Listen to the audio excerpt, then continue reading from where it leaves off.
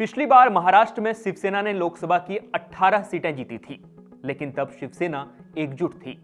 एकनाथ शिंदे से लेकर उद्धव ठाकरे तक सब साथ में थे और लेकिन इस बार शिवसेना दो हिस्सों में अलग अलग चुनाव लड़ेगी। दूसरी तरफ एनसीपी के भी दो हिस्से हो चुके हैं।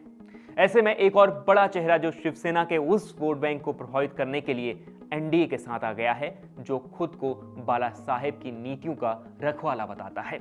जी हां, मैं बात कर रहा हूं राज ठाकरे की। गृह मंत्री अमित शाह के साथ राज ठाकरे की यह तस्वीर बता रही है कि इस बार उद्धव के बिना भी एनडीए अच्छा स्कोर करने में कामयाब हो सकती है।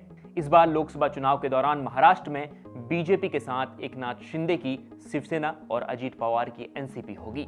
ऐसे में सवाल यह है कि पिछली बार शिवसेना ने जो 18 सीटें जीती थी, वह इस बार किसके खाते में जाएंगी?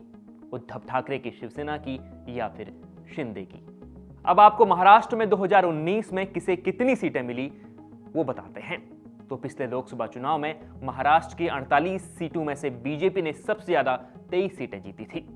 बीजेपी का वोट शेयर पिछली बार 27% रहा था। दूसरे नंबर पर सबसे बड़ी पार्टी शिवसेना बनकर उभरी थी। शिवसेना ने 23 सीटों पर चुनाव लड़ा और 18 सीटें जीती थी। शिवसेना का वोट शेयर भी 23% से ज्यादा था। इसके अलावा एनसीपी ने 19 सीटों पर चुनाव लड़ा और 4 सीटें जीती। कांग्रेस ने 25 सीटों पर चुनाव लड़कर सिर्फ 1 सीट जीती थी। एक सीट एआईएमआईएम यानी ओवैसी की पार्टी के खाते में गई और एक निर्दलीय के खाते में।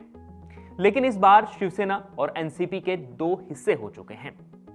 जाहिर सी बात है, नेताओं के उधर उधर जाने से वोट बैंक भी प्रभावित हुआ है।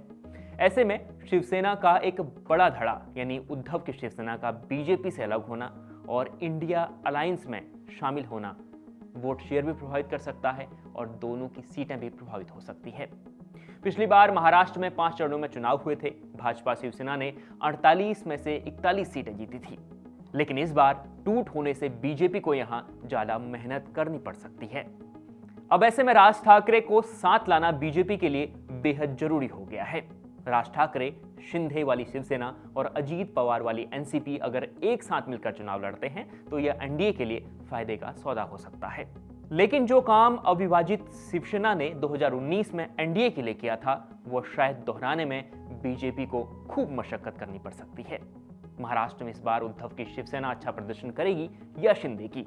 आप कमेंट कर अपनी राय जरूर बताएं और लगातार देखते रहें India.com।